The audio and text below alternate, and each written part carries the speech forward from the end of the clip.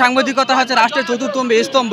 এই স্তম্ভকে কীভাবে মানে বন্ধ করে রাখা হচ্ছে, নির্ভয়ে তারা কিন্তু আসলে যে সংবাদ প্রচার করবে সেটিতে তারা কিন্তু হচ্ছে। এই বলে আমরা আজকের মাঠে দাঁড়িয়েছি এবং এই প্রতিবাদে আমরা সাংবাদিক সমাজ যারা রয়েছেন তারা কিন্তু আজকে এই মানববন্ধনে আমরা অংশগ্রহণ করেছি।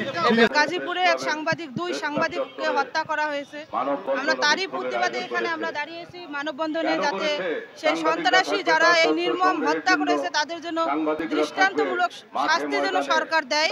আমরা এজন্যই আজকে লাইনে দাঁড়িয়েছি। তবে আমার এখানে একটা প্রশ্ন আছে যে আমরা রংপুরের সাংবাদিক সমাজের ব্যানারে এই যে গাজীপুরের সাংবাদিক সহ বিভিন্ন সাংবাদিকের এই প্রতিবাদ দিয়ে থাকি, কিন্তু আমাদের রংপুরেও অনেক সাংবাদিক গ্রেপ্তার হচ্ছে, অকারণে গ্রেপ্তার হচ্ছে, অকারণে নির্যাতন হচ্ছে, তাদের বেলায় কোনো মানববন্ধন করা হচ্ছে না।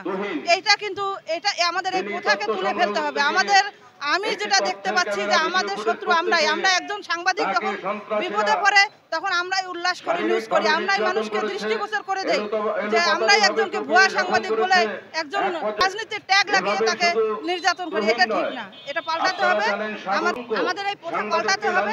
আর আমি এই সন্ত্রাসীদের দৃষ্টান্তমূলক শাস্তি দাবি করে আমার বক্তব্য আমি এখানে কথা বলি। সেই সময় সরকারও সাংবাদিকদের সুরক্ষা দিতে পারেনি, নিরাপত্তাও দিতে পারেনি।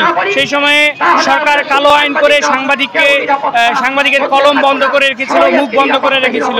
তারা আমাদেরকে বারবার আশ্বস্ত করেছিল যে সাংবাদিক সুরক্ষা আইন করবে, সেই সময় সেই সরকার করেনি, বরং সেই সময়ে সাংবাদিকদের যে নির্যাতন এটি আমরা খুব ভালোভাবে উপলব্ধি করতে পেরেছি। এবং বর্তমানে এখন যে কোনো সাংবাদিক যদি সত্য কথা বলতে যায়, সত্য লিখতে যায়, তাহলে হয় সেই সাংবাদিকের পা থিতলে দেওয়া হচ্ছে, অথবা ওই সাংবাদিককে গলা কেটে হত্যা করা হচ্ছে।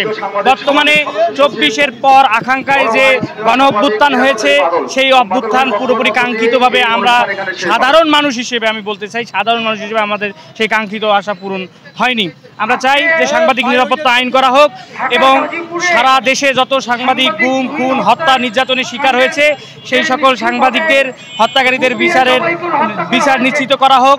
এবং রংপুরের আমাদের একজন সাংবাদিক যুগের আলোর স্টাফ রিপোর্টার উৎস ভাইয়ের খুনিদের বিচার করা হোক।